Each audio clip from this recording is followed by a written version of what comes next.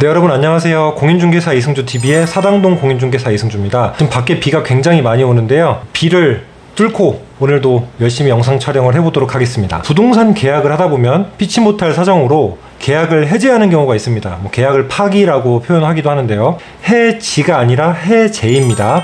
자, 최초의 계약을 깨서 소급해서 무효화시키는 해제입니다. 기존에 계속 하고 있던 계약을 종료하는 해지가 아니라는 거, 이거 되게 헷갈리시는 분이 많은데요, 원칙상 지금 계약금만 주고 받은 이 계약 상태에서 계약을 종료하고 싶은, 처음부터 없었던 일로 하고 싶은 거는 계약 해제라는 거 먼저 말씀을 드리고요. 자, 통상 매수인은 임차인과 묻고 새롭게 사거나 구하는 사람이니까, 매도인은 임대인과 묻죠. 팔거나 빌려주는 사람이니까. 오늘은 조금 더 유념해서 보셔야 할 부분은 매도인과 임대인입니다. 자, 왜 그러냐면 이 소득세법상 기타 소득으로 분류되는 부분 때문에 그런데요, 피치 못하게 계약을 해제할 경우에 그냥 돈을 돌려주고 돌려받고 이렇게만 생각하시는 게 대부분이에요. 저도 처음에 중개업을 할 때는 계약이 해제되면 그렇게만 하는 줄 알았습니다. 먼저 첫 번째 개념을 설명드려야 되는데 단계적으로 설명드릴게요. 계약을 해제하면 임대인이나 매도인은 위약금의 개념으로 배액 배상을 합니다.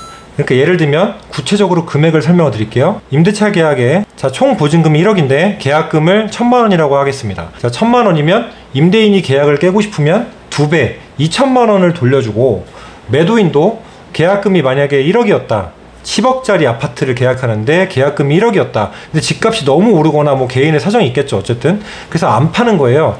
계약을 해제, 중도금이 들어가기 전에 계약을 해제할 수가 있으니까 배액 배상을 해야 되니까 2억을 주는 거죠. 자, 그럼 반대로 매수인이나 임차인은 어떨까요? 아까 임대차 계약을 1000만 원으로 했다면 똑같이 계약금이 1000만 원, 임차인은 그 1000만 원을 지불했다면 기지불한 1000만 원을 포기하면 되는 거고, 매수인은 아까 10억짜리 기준으로 들었으니까 매수인이 포기를 한다면, 계약을 깬다면 1억, 기지불한 1억을 포기하면 그만입니다. 근데 매도인이나 임대인은 여기서 알아두셔야 될 부분이 생기는 거고, 그리고 매도인이나 임대인이 계약을 깨고 배액 상환해서 줄 때도 한 가지 알아두셔야 될 부분이 있다는 거고요. 이러면 이제 두 번째 스텝을 설명을 드려야 돼요. 자, 우리 종합소득세라고 들어보셨을 겁니다. 1년에 한 번 직전 연도 귀속 기준으로 1월 1일부터 12월 31일까지 이 365일에 대한 모든 종합적인 소득을 가지고 세금을 부과하겠다라는 게 종합소득세잖아요. 종합소득세는 크게 6가지가 있습니다. 어떤 소득이냐면, 자, 이렇게 앞자를 따서 외우시면 좋아요. 이배사 근연기입니다. 자, 무슨 말이냐면 이자소득, 배당소득, 사업소득, 근로소득, 연금소득, 기타소득인데요. 이자 배당은 1년에 이자소득이나 은행권의 이자소득이 있죠. 그리고 주식의 배당소득, 이게 2000만 원을 초과하는 부분부터 종합소득 대상으로 가는 거예요. 그러니까 2000만 원까지는 분리과세해서 그냥 일시적으로 떼고 끝나는 건데요, 2000만 원 받는다 그러면 엄청난 고소득자인 겁니다. 이 이자나 배당으로. 그 대부분은 해당이 안 되고요. 그 다음은 사업소득. 이 사업소득은 프리랜서 소득도 사업소득 으로 보고, 이건 조금 세부적으로 들어가야 돼서 좀 복잡해서 길게 설명 안 드릴 건데요, 보통은 사업소득이 3.3%라고 해서 3%의 원천세, 지방세 0.3%를 해서 3.3%를 냅니다.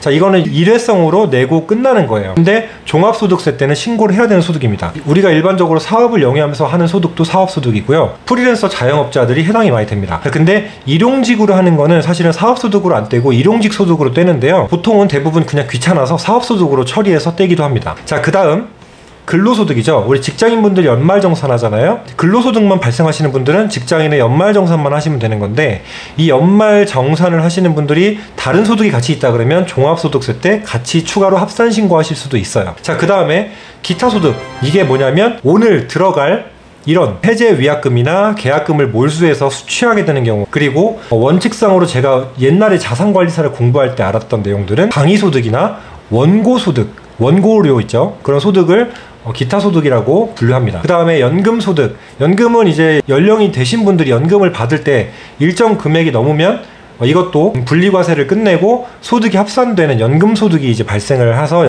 종합소득세로 같이 내는데요, 너무 깊게 들어가면 이제 주제에서 어긋나니까 여기까지 일단 6가지 소득이 있다고 치고, 6가지 중에 해제했을 때 이 위약금은 소득으로 잡을 것인가 인데요, 정답은 소득으로 잡습니다. 그럼 어떤 소득으로 잡고 소득세를 떼느냐, 바로 이 아까 말씀드린 기타 소득입니다. 이 기타 소득이 해제 위약금 혹은 계약 해지 위약금 등등 위약금을 몰수하는 것도 기타 소득으로 보는데요. 자, 근거법은요.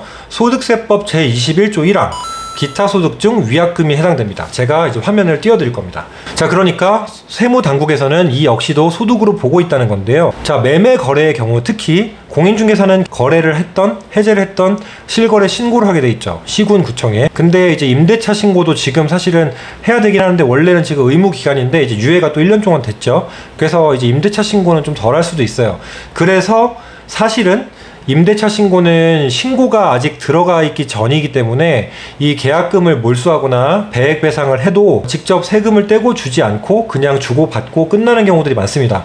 최근에 계약 해제건 한 분을 도와드린 적이 있었는데요. 제가 해제한 것이 아니라 해제한 분을 새롭게 제가 계약을 맺어드렸는데 그 전 계약이 해제가 되는 거예요. 근데 이분들은 사실상 신고를 안 하고 임대차 신고를 안 했기 때문에 그냥 계약금을 몰수를 하고 임대차 계약을 종료하는 것으로 했는데요. 과세당국에서 제일 싫어하고 전 정부부터 현 정부에서도 이어지는 게 불로소득을 원천봉쇄하겠다라는 내용이 되게 많죠.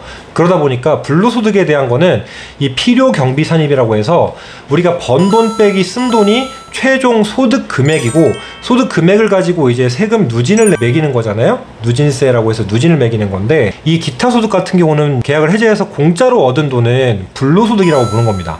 정신적인 피해 이런 거는 감안하지 않는 거예요. 그러다 보니까 필요경비를 인정해주지 않아요. 그러니까 한마디로 몰수해서 받은 돈이 이 돈인데요. 필요경비 인정이 전혀 되는 게 없습니다. 그러다 보니까 이 돈이 다 소득으로 잡히는 거죠. 그럼 내년에 종합소득세를 낼 때 세금을 내는 누진 구간이 엄청나게 높아질 수가 있겠죠. 자, 그 부분이 일단은 단점 중에 단점입니다. 공짜로 얻은 소득이다 이래서 이거 다 낼 거다라고 생각하시면 안 되고 그 다음 연도에 종합소득 낼 때 이 돈만큼 이 돈의 일부는 분명히 세금으로 과세가 될 거다라고 생각을 하셔야 되고요. 자, 그러면 이제 세금을 떼는 거에 대해서 설명을 드려야 되는데요. 자, 먼저 매도인, 임대인을 예를 들겠습니다. 계약이 파기가 됐어요. 그러면 계약금을 몰수를 했죠. 그렇게 해서 계약이 해제된 것으로 이제 보기로 했어요. 그러면 임차인이나 매수인은 따로 할 게 없습니다. 이제 그냥 끝났으니까. 그런데 이 매도인이나 임대인은 이 돈을 받았죠. 불로소득을 얻었잖아요. 다음 연도에 종합소득세에서 소득에 대한 거를 신고를 해줘야 되고요. 제가 국세청 직원분이랑 직접 통화를 했을 때는 이 신고를 안 하면 모르기 때문에 이 부분까지 잡아낼 수는 없는데 추후에 뭐 세무조사가 들어갈 일이 생기거나 검사를 할 때 이 부분이 발견이 된다면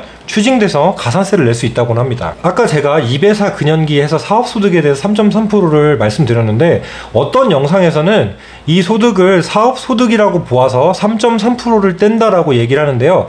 3.3%는 전혀 임대인, 임차인, 매도인, 매수인 관계에서 3.3%의 사업소득은 해당이 안 되고요. 이 돈을 받은 사람이 다음 연도에 종합소득세에 본인 소득을 신고하는 내용을 해당이 되고, 자, 그 다음에는 이제 매수인, 임차인한테 돈을 주겠죠. 배액상환을 했을 경우를 예를 들게요. 자, 매도인이 1억을 돈을 받았다가 배액 상환을 했어요. 그럼 2억을 돌려주는데, 자, 2억을 줄 때 2억을 다 주는 게 아니고요. 1억은 먼저 매수인의 돈이었으니까 1억은 그냥 주는 거고, 나머지 1억에 대해서 이 매수인이 공짜로 수령을 하는 거죠. 그럼 여기서는 그냥 주는 게 아니라 기타 소득으로 매도인이 원천세 신고를 하고 다음 달 10일 날까지 신고서에 대한 걸 납부를 하고요. 그러니까 돈을 매도인이 갖고 있는 거예요.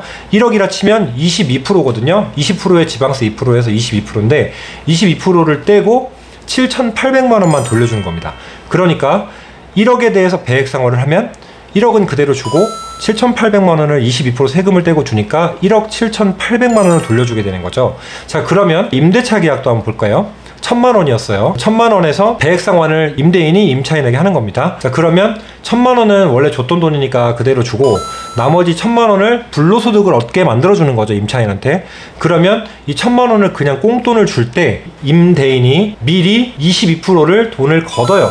그러면 220만 원을 걷어서 본인이 갖고 있다가 임차인에게 780만 원을 먼저 주고 그 220만 원을 본인이 소득세로 신고를 해서 내는 겁니다. 자, 그게 임차인 입장에서는 본인의 소득으로 신고가 되는 거고요. 매수인도 마찬가지입니다. 기타 소득으로 분류가 돼서 제가 아까 초반에 설명드린 종합소득세, 다음 연도 종합소득세에 2배사 근연기, 이 기타 소득으로 들어가는 거죠. 자, 요지는 그겁니다. 배액 상환을 할 때 22% 세금을 떼고 주는데 기존에 준 돈, 기존에 받았던 돈 원금 세금 떼는 게 아니라 원금은 그대로 돌려주고요. 그 다음 배액 배상할 그 금액 추가 분해돼서 세금을 떼는 거예요. 국세청 직원분과 직접 통화를 했고요. 저도 헷갈리더라고요. 그래서 통화를 했는데 이거는 원래 가졌던 돈이니까, 원래 사람의 돈이니까 원래 사람한테 주는 게 맞고 이건 세금을 뗄 이유가 없다.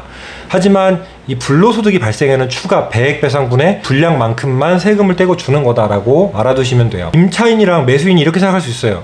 임대인이 신고를 했어도 내가 종합소득세 신고 안 하면 그만이지 뭐, 이렇게 하는데요. 그게 아니라 임대인 매도인이 아까 제가 말씀드렸죠, 다음 달 10일까지 원천세를 납부해야 되기 때문에 지급 명세서가 나가요. 그러면 어쨌든 국세청에 등록이 됩니다. 지방세도 당연히 따로 등록이 되고, 그러면 어쨌든 종합소득세 때 나올 수밖에 없습니다. 이거에 대한 건. 이 실거래 신고를 한 매매건에 대해서는 사실은 이렇게 하시는 게 맞고요. 임대차 계약은 제가 공공연한 영상이기 때문에 신고를 하셔라 라고 얘기를 하지만 앞선 사례처럼 이런 경우들도 많고요. 국세청에서는 신고하면 걸리면 나중에 추징됩니다, 양심적으로 하세요, 이렇게 하죠. 그러니까 그냥 오피셜하게는 그렇게 하는데 알아서 생각을 하시면, 불로소득 부분은 세금을 뗀다. 임대인이나 매도인도 임차인이나 매수인이 계약을 파기했다. 그러면 그 몰수한 돈을 내년에 그 다음 연도에 소득세 신고에 종합소득세에 반영이 된다. 세금적인 내용을 같이 다루고 있기 때문에 조금 어려울 수 있는데요. 여러분들이 이 내용만 아시면 될 것 같아요. 만약에 계약을 해제를 하면 아파트 매매 계약 같은 경우는 거의 중개사님을 끼고 하기 때문에 중개사님한테 세금 떼고 내야 되는 걸로 알고 있는데요 라고 얘기를 하시고요. 매도인, 임대인 입장에서 특히 더 알아두시면 좋을 거예요. 왜냐면은 본인들이 신고를 하고 세금을 떼고 돈을 지불해야 되니까요. 매수인이나 임차인 같은 경우는 그냥 지불을 하고 끝나는 거고요. 그래서 제가 초반부에 매도인과 임대인이 더 자세하게 영상을 보셔야 된다고 말씀드린 거고요. 오늘 내용 어렵지만 도움이 되셨길 바라고요. 우리 다음 영상에서 또 만나도록 하겠습니다. 자, 오늘 내용은 국세청 126의 직원분과 직접 기타 소득에 관련해서 이 내용을 통화한 내용을 바탕으로 설명을 드린 거라서 제 피셜이 아닙니다. 그러니까 잘 알아두시면 좋을 것 같아요. 다음 영상에서 또 만나도록 하겠습니다. 감사합니다.